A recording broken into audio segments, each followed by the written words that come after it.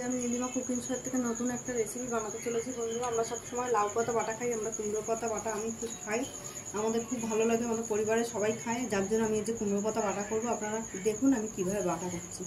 আমি প্রথমে গ্যাস ধরিয়ে দিচ্ছি। গ্যাস ধরিয়ে দিয়ে আমি একটু খালি কড়াইতে এই পাতাটাকে একটু নেড়ে নেব, নেড়ে কমে যাবে, তারপরে আমি এটাকে বেটে নেব। আর সঙ্গে কী কী দেবো আপনারা দেখুন। এই যে বন্ধুরা আমি তেল ছাড়া কড়াইতে এই যে পাতাটাকে নরম করে নিলাম, হয়ে গেছে নরম। এবার আমি বন্ধ করে দিচ্ছি, এবার বেটে নেব, বেটে রেডি করে নিচ্ছি। বন্ধুরা আমি কড়াই বসিয়ে দিলাম, এই দেখুন এই যে বেটে রেডি করে নিয়েছি।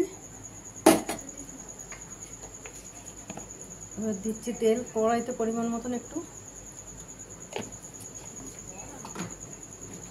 গরম হয়ে গেছে, আমি দিয়ে দিচ্ছি প্রথমে এই যে 1 চামচ মতো রসুন বাটা।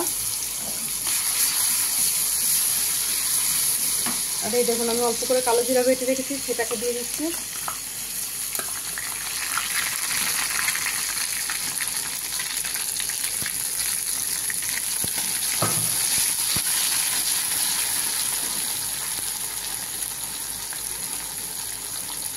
দিয়ে দিলাম পরিমাণ মতো হলুদ গুঁড়ো,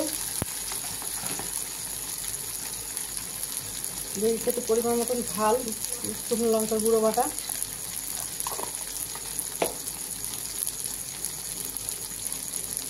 স্বাদ মতো নুন দিয়ে দিলাম।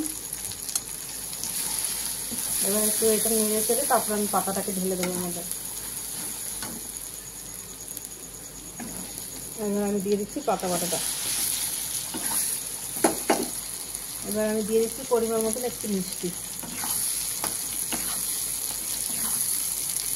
এটা একদম বাটা হবে, একদম মাখা সুন্দর তেল বেরিয়ে আসবে, শুটকি মাছ বাটার মতন হয়ে যাবে।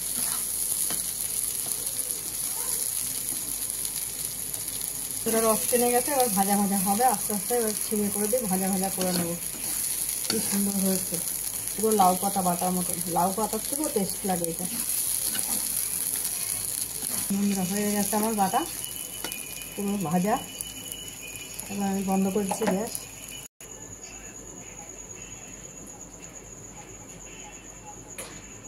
কেমন হয়েছে খেতে আমি অল্প করে একটু খেয়ে দেখছি।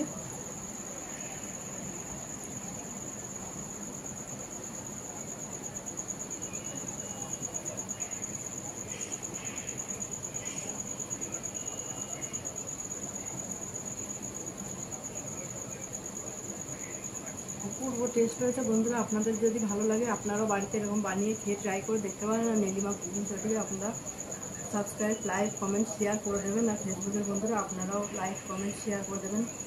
আর নীলিমা কুকিং শো বলে পেজ খোলা আছে, সেখানে আপনারা লাইক, কমেন্ট, শেয়ার করে দেবেন। ফলো করে একটু বেশি বেশি করে বন্ধুরা একটু শেয়ার করে দেবেন। একটু কমেন্ট লাইক না করলে আমি জানবো কী করে আপনাদের ভালো লাগলো কিনা, নাহলে নতুন নতুন রেসিপি আমি দিতে পারবো না।